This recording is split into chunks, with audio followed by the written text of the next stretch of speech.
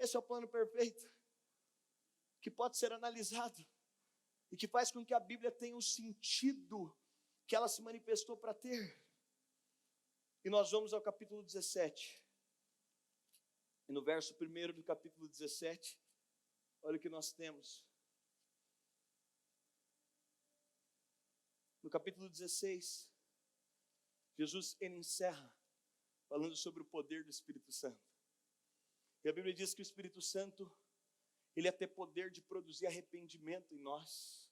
Ele traria convencimento a nós do nosso pecado, porque nós não críamos. E agora ele trabalharia, você sabe, através do convencimento da justiça. Por isso, arrependimento na nova aliança não é remorso pelo que você fez. Arrependimento da nova aliança é se lembrar de quem você é. Nunca tem a ver com o que você fez, sempre tem a ver com o que você é. Deus, quando vai encontrar Adão no jardim, a pergunta de Deus é sobre ele, não sobre o que ele fez. Onde está você e não o que você fez? Entende? Por isso o Espírito Santo nunca está perguntando o que você fez, mas o Espírito Santo está falando quem você é. Não é sobre, você fez isso, é sobre, você é isso? Não, você não é isso. Ele sempre está nos convencendo de que nós não somos. E esse é o trabalho do Espírito Santo. Se você tiver que chorar de arrependimento, chore lembrando de quem você é. E no capítulo 17, nós temos um primeiro bloco desse plano perfeito. E no plano perfeito, no primeiro bloco, algo acontece no plano perfeito. A glorificação do Filho. Por isso que o apóstolo vai dizer, porque dele, por ele e para ele são todas as coisas. Sabe que é uma loucura? Foi sobre salvar você, mas no plano perfeito é sobre glorificar o Filho. É sobre, através de você, glorificar o Filho. Não é sobre a glória do homem, é sobre a glória do Filho. Por isso, capítulo 17, Jesus começa falando sobre isso. Olha, nós fizemos uma reunião, e na reunião o homem não é o centro. Na reunião o homem não é o centro da aliança. Na reunião é um centro, e ali está sendo discutido sobre a glória do próprio Filho. O Pai não envia Jesus à terra por causa do homem simplesmente. O Pai envia Jesus à terra por causa do plano de glorificar o Filho. E no capítulo 17, no verso 1, Jesus falou assim, e levantando os seus olhos ao céu, disse, Pai, é chegada a hora, glorifica ao teu Filho, para que também o teu Filho te glorifique a ti. Verso 2, assim como lhe deste poder sobre toda a carne, para que dê a vida eterna a todos quantos lhe deste. É interessante porque aqui nós vemos o Filho dizendo, Pai, glorifica o Filho, para que o Filho te glorifique. E você sabe, há essa mútua colaboração na eternidade. E aqui nós vemos o Pai e o Filho, e a glorificação do Filho, e no capítulo 17, começa falando sobre a glorificação do Filho. Ela tem 3 aspectos. A glorificação do Filho, primeiro, ela acontece através da ressurreição de Jesus. Por que Jesus precisou morrer? Porque no processo de Jesus, ele é maior do que a morte. Mas Jesus morre porque no plano perfeito, Jesus estava mostrando que através da vida que ele produz não haveria morte. Jesus é o primeiro homem de uma nova estirpe que a morte não poderia vencer. E agora o plano de Deus, Jesus está dizendo, Pai, glorifica o Filho. Por quê? Porque o Senhor vai dar a vida eterna para todos os homens. Sabe o que é interessante? Aqui o Pai vai glorificar o Filho. E primeiro, a glorificação do Filho é através da ressurreição do Filho. Quando Jesus ressuscita, é a primeira glória do Filho. E a ressurreição de Jesus está dizendo, agora, através de Jesus, o Pai está estabelecendo uma aliança e nos dizendo, não é sobre essa vida simplesmente. Você entende que a sua comunhão com Deus não é só para essa vida? E a menor comunhão que você vai ter é inclusive nessa vida. Ainda que você não vai conhecer Deus mais que você já conhece, porque a plenitude de Deus está dentro de você. Mas tal qual Ele é, nós o veremos. E agora o Filho está dizendo, olha, Pai, glorifica o Filho através da sua ressurreição, para que todo homem entenda que se tornando como filho, também não morrerá. É por isso que o apóstolo Paulo vai dizer, a morte para mim é lucro. Viver é Cristo e morrer é ganho. Por quê? Porque eu entendo que na ressurreição do Filho, a primeira glória que Deus dá ao Filho é o entendimento que agora nós temos uma vida de eternidade com Ele. Entende? E quando nós falamos da vida de eternidade, a vida que nós vivemos aqui é infinitamente menor, porque você se tornou eterno. E agora a questão é, uma das coisas que eu mais gosto, gente, às vezes eu gosto de conversar bastante com as pessoas que eu amo. Eu não sei você, mas podia ser até um trabalho para mim, assim, conversar com as pessoas que eu amo. Podiam me pagar por isso, por me reunir. É gostoso ou não é? Melhor ainda é quando você vai na casa de alguém que é muito próspero. Aí você senta, imagina uma noite de frio ao redor da lareira. Vocês estão ali conversando, não tem trabalho para amanhã, não tem preocupação para amanhã. Os filhos cresceram, não tem que ficar correndo atrás de ninguém, está tudo resolvido. Ou eles estão ali, a gente está correndo atrás também, como você achar melhor. E esses dias eu estava pensando, quando o filho, a primeira glória do filho, fala sobre uma comunhão que ela é eterna. Fala sobre um ambiente não só de comunhão com Deus, mas comunhão uns com os outros. É por isso que nós na eternidade também vamos ter comunhão eterna uns com os outros. Nós vamos poder ter uma comunhão uns com os outros, nós vamos poder ficar conversando a noite inteira. Olha que coisa gostosa.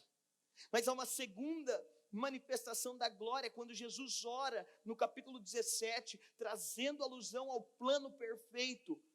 A segunda manifestação da glória que nós vamos entender no capítulo 17 é através da igreja.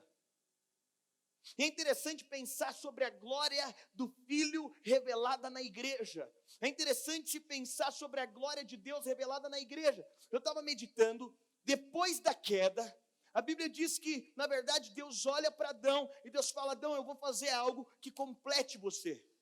Não algo que seja um agregado a você, não um corpo estranho em relação a você, mas eu vou tirar algo de você e eu vou criar algo que complete totalmente você. E Deus cria a mulher. A Bíblia não diz que Deus cria Eva. Deus nunca chamou Eva de Eva. E sabe quando que Adão dá um nome para Eva? Após a queda. Após a queda ele diz: essa é Eva, a mãe de toda a humanidade. Mas Deus nunca chamou Eva de outra coisa. Sabe como que Deus chamou Eva antes da queda? De Adão. Sabe o que eu quero que você entenda? O Pai glorifica Jesus na igreja, porque a igreja não tem outro nome para o Pai. O nome da igreja para o Pai é Jesus. Jesus e a sua igreja são uma só coisa. É por isso que a Bíblia vai dizer do contexto de noiva, porque agora eu sou um com a Bruna. Eu e a Bruna somos uma só coisa. A queda produziu Adão olhar e dizer: agora eu sou uma coisa e Eva é outra. Mas o Pai glorifica a sua manifestação na igreja, entendendo que a igreja e Jesus são uma só coisa. Quando o Pai olha para nós, Ele está vendo Jesus. Nessa noite nós estamos celebrando. Sabe o que o Pai está celebrando aqui? O Pai não está celebrando uma coisa diferente de Jesus. O Pai não está celebrando essa visão humana após a queda. O Pai nessa noite celebra Jesus, porque a noiva e Jesus são uma só coisa. Nós e Jesus nos tornamos uma só coisa. E é isso que Jesus está dizendo. Glorifica o Filho através da igreja, porque o Filho e a igreja são uma só realidade. Uma só verdade, uma só. Nós nos tornamos um.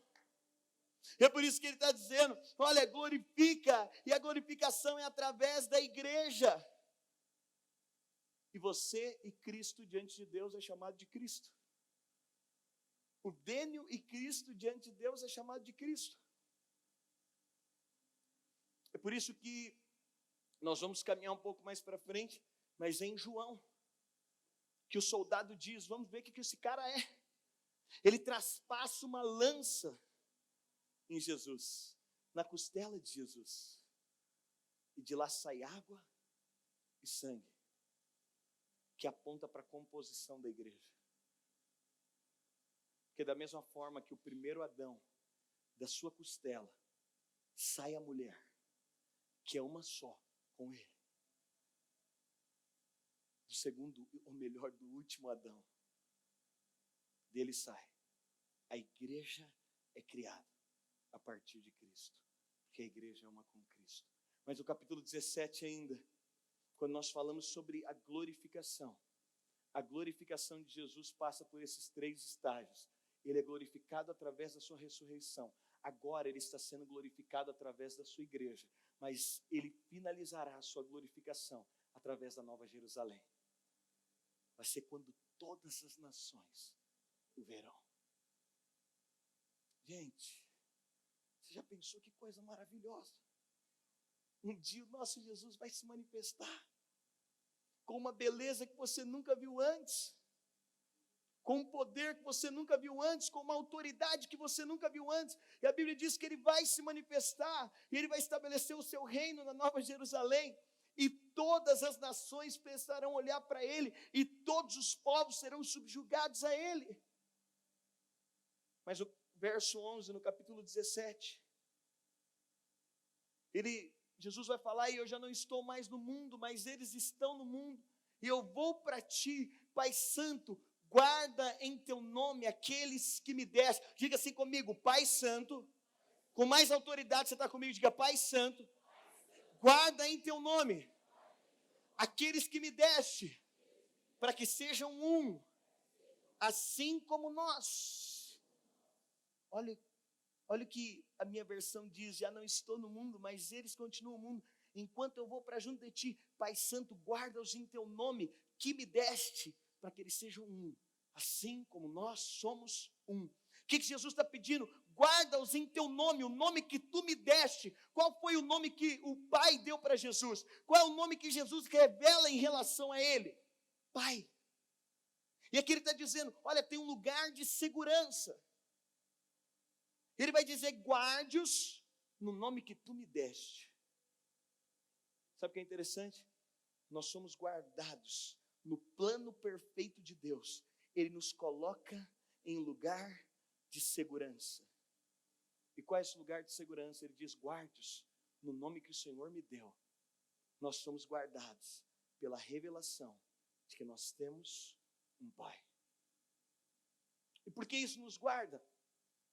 Porque o que nos faz ser uns aos outros não é porque nós nos amamos inicialmente, não é porque nós gostamos uns dos outros inicialmente, não é porque compactuamos das mesmas coisas. O nosso amor não é baseado sobre isso. Ele diz: olha, vocês estão guardados pelo nome que o Pai me deu, pelo nome que Deus me deu, e o nome que Deus me deu é Pai. Por isso nós estamos guardados no entendimento de Pai, por isso não tem um entendimento mais profundo.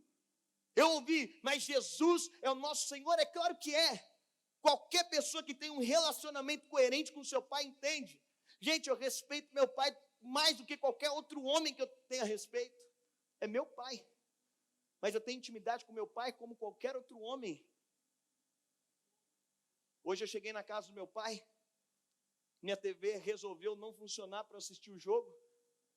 Eu gosto de assistir o jogo sozinho, gente. Né? Um cara que entende futebol tem que ver sozinho, apreciando cada detalhe, cada jogada. E aí eu liguei para meu pai e falei: pai, eu e meu pai moramos no mesmo condomínio. Falei: pai, estou indo aí assistir o jogo. Ele falou: pode vir. Aí eu entrei na casa dele e ele estava tomando banho. Aí eu fui entrar na casa dele, só que ele estava tomando banho, a porta fechada dele. Ele falou: estou pelado. E ele estava tomando banho. Eu falei: que bom. Eu falei: mas eu não vou entrar aí. Sabe o que é interessante? Eu não tenho essa intimidade com qualquer pessoa. É meu pai. Mas a pessoa que talvez eu possa até ver nu, porque é meu pai, é aquele que eu respeito mais do que aquele que eu vi a farda até a ponta do dedo. Você entende? Para mim, alguém fardado não representa mais respeito do que o meu pai nu, porque é meu pai. Alguém diz: não, mas Deus como Pai, Jesus está dizendo: guarde-os na revelação do nome que tu me deste. Aonde você está guardado? Na nova aliança você já não está mais guardado dizendo: o Senhor é o meu protetor. Isso é muito bom. Você já não está mais guardado dizendo: é o Senhor que me cura. Isso é muito legal. Você já não está mais guardado dizendo: o Senhor é minha bandeira. Não, Paulo diz em Romanos 8,15, ele diz: nós não temos mais o espírito de escravidão para estar outra vez com temor, mas temos o espírito de adoção de filhos, pelo qual clamamos, Abba Pai, Papai, e esse é o nome que nos guarda. Sabe por quê? Porque você pode durante a noite gritar o nome de um general, ele não vai aparecer. Você pode durante a noite gritar o nome de um provedor, ele não vai aparecer. Você pode gritar o nome do seu chefe, ele não vai estar lá. Mas Jesus está dizendo, e Paulo está falando, guarde-os nesse nome, porque o nome que te guarda é esse. Você pode, em meio a qualquer situação, dizer papai, e qualquer situação que você clamar papai, você está guardado nesse nome. Mas sabe o que é interessante? No plano perfeito nós somos guardados em entendê-lo que ele é o nosso pai, de entender que ele é o nosso pai, mas entendendo que ele é o nosso pai, o que nos faz irmãos é a revelação de que temos o mesmo pai. Sabe o que me fez descobrir que eu sou irmão dos meus irmãos? Foi descobrir que eu sou filho dos mesmos pais. O mesmo pai que cuidou da minha irmã é o pai que cuidou de mim. E a revelação de que temos o mesmo pai me dá a clareza de que ela é minha irmã. E porque eu tenho o mesmo pai que ela também é minha irmã, eu sou cuidado pelo mesmo pai que ela. E Jesus está dizendo, olha, nessa revelação que vocês vão ser guardados. Quanto mais vocês entenderem que tem um pai, mais também vocês vão ter a revelação do quanto são irmãos. Entende? O que nos dá a revelação de que somos irmãos é a revelação do pai que temos. O que nos dá clareza de que somos irmãos é o quanto entendemos que temos de um mesmo pai. O capítulo 17, então, é Jesus orando por isso. Para que o plano perfeito, eu quero te falar, ele vem à terra, ele se manifesta, ele se encontra com os homens, ele salva o cego, ele resgata Lázaro, ele permite que aquela mulher quebre o vaso e devolva o amor, ele manifesta o seu propósito por meio da igreja. Mas ele diz, tudo isso tem o fim de glorificar o Filho. E no capítulo 14, nós vamos entender que agora começa a coisa. No capítulo 14 é o momento que Jesus vai se entregar voluntariamente. No capítulo 18. No capítulo 18, então nós saímos do 17, e agora no capítulo 18, é o momento que Jesus voluntariamente, ele vem para o cumprimento desse plano. Ele vem para a manifestação disso, e no capítulo 18, no verso 4, nós vemos esse contexto. Porque no verso 4, Jesus vai se entregar. A Bíblia diz, então sabendo pois Jesus todas as coisas que sobre ele haviam de vir, porque Jesus estava consciente sobre o plano.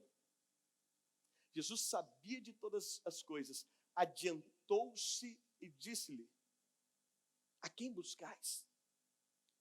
Jesus vai dar uma volta no jardim, não como quem se esconde, mas como quem entende, olha, o plano perfeito vai se manifestar, e debaixo do plano perfeito de Deus, Jesus está no jardim, e aí chegam os guardas para prendê-lo. Jesus se adianta, os guardas estão perdidos, e Jesus se adianta, entendendo ele sobre todas as coisas, ele se adianta e fala, vocês estão procurando quem? E eles vão dizer, Jesus, nós estamos procurando. Sabe o que acontece? Ele diz, eu sou. E quando ele diz eu sou, todo mundo cai. Porque a expectativa de João é de revelar que o eu sou é o próprio Cristo. E quando ele diz eu sou, o poder de Cristo derruba todos. E agora Jesus vai manifestar que no seu plano nós temos um Deus que se entrega. E Jesus vai ser julgado. É interessante porque Jesus vai passar pelo julgamento. Jesus é preso e agora ele vai ser julgado. E Jesus passou por 6 julgamentos. Jesus foi julgado 6 vezes. E Jesus vai passar por esses julgamentos. E sabe o que mais me marca? Jesus teve 3 julgamentos políticos e Jesus teve 3 julgamentos religiosos. Sabe o que aconteceu com Jesus nos 3 julgamentos políticos? Absolvido. Eu lavo as minhas mãos. Eu nada vejo contra esse homem. Mas os 3 julgamentos religiosos, sabe o que Jesus acontece com ele? Jesus é encontrado culpado. Sabe por quê? Porque para a religião é demais o próprio Deus vir à terra. É demais o próprio Deus romper essa distância para encontrar pecadores. É demais para a religião o próprio Deus romper isso. É um pecado passivo de morte, que todo homem agora possa se achegar. É um pecado passivo de morte, alguém que propicia agora um perdão para que a prostituta possa estar à mesa. É passível de morte, um homem que faz com que Zaqueu seja restituído e agora ele possa estar à mesa. É passível de morte, alguém que anda na comunhão de pecadores, de prostitutas, e agora esse homem, ele diz: há uma mensagem de esperança. Eu vim ao mundo porque eles não podiam subir, eu desci porque eles não podiam me encontrar, eu vim porque eles não podiam ir. É passível de morte. Esse homem merece morrer. É por isso que nos julgamentos religiosos Jesus é condenado. Nos 3 julgamentos ele é condenado. E quando nós vamos olhar então, nós entendemos que esse processo de Jesus, no capítulo 18, no verso 2, a Bíblia diz: Judas o traidor também conhecia aquele lugar, porque Jesus muitas vezes havia se reunido ali com os seus discípulos. Sabe o que é interessante? Judas vai levar, um dos discípulos de Jesus, vai levar aqueles que prenderiam Jesus até Jesus, e a reação de Jesus diante disso é totalmente plausível. Sabe, hoje eu estava aqui no processo de integração, nós estamos fazendo entrevistas, e eu repito para qualquer pessoa que tenha vindo de outra igreja, sabe qual que é a questão? É que Jesus havia dado um significado para a vida dele muito maior do que aquilo que acontecia naturalmente. E até Judas ganhou um significado na história de Jesus. Sabe qual que é a nossa questão? É que às vezes a gente rouba o significado das pessoas na nossa história. É que às vezes a gente olha para as pessoas só pelo contexto daquilo. Jesus estava olhando para Judas, e Jesus dá um novo significado para Judas dentro do contexto da sua própria história. Sabe, toda pessoa que te fez parar é porque você deu o significado errado para ela dentro da sua história. Você olhou de uma maneira errada para ela dentro do contexto da sua história. Eu estava dizendo, todas as pessoas que estão na sua vida, elas fizeram algo e de alguma forma Deus permitiu, as circunstâncias permitiram que elas estivessem na sua vida. Jesus não olha para Judas, você não vê Jesus lamuriando depois sobre Judas. Jesus entende até o significado que Judas podia ter na história dele. E hoje, meditando um pouco sobre isso, eu estava meditando quantas vezes nós damos um significado errado para as pessoas que Deus permitiu que passassem pela nossa história. É seu pai que te abandonou, mas se não tivesse esse cara que te abandonou, você não teria nascido. Foi aquela noite mal planejada que fez com que você viesse ao mundo. Glória a Deus por isso. Pastor, isso não é ser insensível à dor de alguém? Claro que não. Porque quando você dá um novo significado, você entende que você não precisa de carregar as suas dores. Jesus dá um novo significado. Jesus dá um significado diferente para Judas, que ele diz: eu vim me entregar voluntariamente.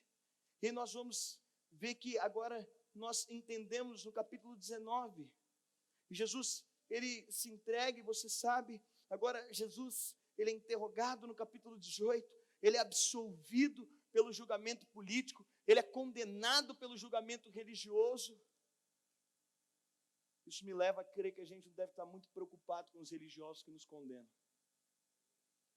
No capítulo 19, nós vamos entender um pouco, porque no capítulo 18 nós vemos um Deus que se entrega. Nós vemos um Jesus que voluntariamente se propõe no plano perfeito de Deus. É por isso que algumas vezes tentaram matar Jesus e nenhuma conseguiram.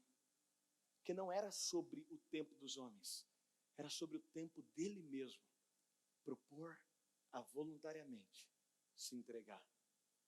Sabe, isso me leva a crer em algo também. Deus nunca vai te obrigar a cumprir aquilo que você não está disposto a fazer voluntariamente. Me leva a crer que todo plano de Deus primeiro tem que ser concebido no seu coração. Deus nunca puxa ninguém obrigado para nada. Ele nos permite ser conduzidos. E no capítulo 19 nós vamos entrar então na consequência da cruz. E no capítulo 19, no verso 2, a Bíblia fala que vão coroar Jesus. No capítulo 19 nós vamos ver o quê? O que a cruz vai produzir.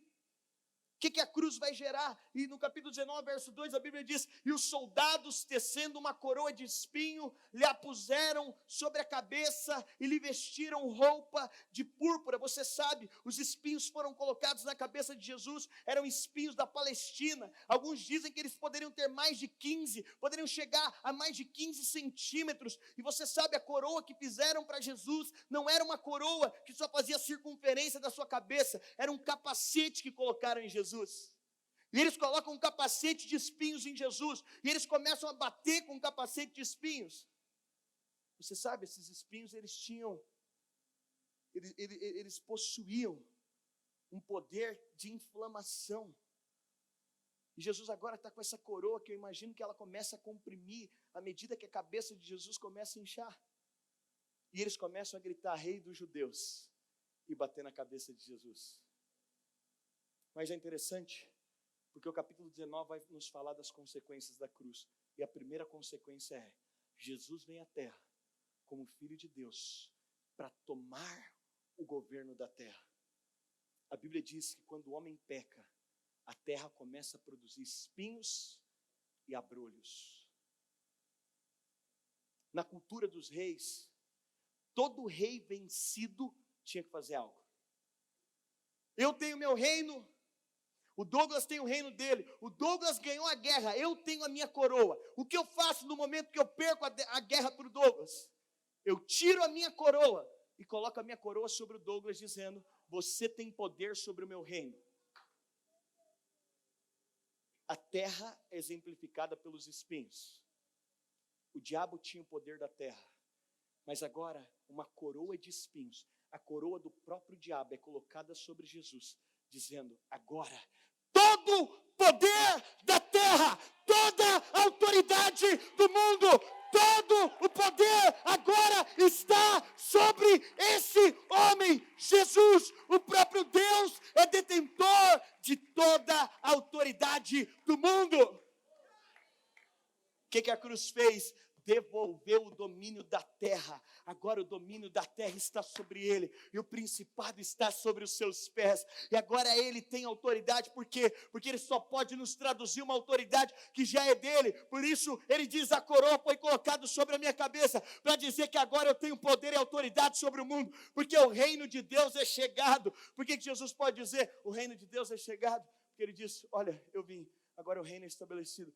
Essa é a primeira consequência da cruz. A coroa do diabo não está mais sobre ele. Profeticamente, ele está sobre Cristo.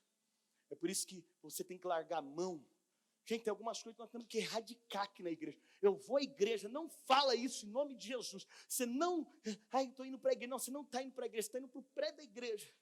Deus te abençoe. Se você ainda não é abençoado, você fala amém, irmão. Se você já é abençoado, você fala obrigado, irmão. Mas eu já sou abençoado, segundo Paulo. Ele me abençoou com todas as sortes e bênçãos espirituais. Eu te agradeço pela sua bênção, mas não me restou bênção nenhuma a ser dada, porque em Cristo eu recebi toda a bênção. Mas sabe o que é poderoso também? Aqui a Bíblia está dizendo: todo o poder e autoridade da terra está sobre Jesus. É por isso que uma coisa que nós temos que parar de fazer também é dar para o diabo uma glória que nunca foi dele.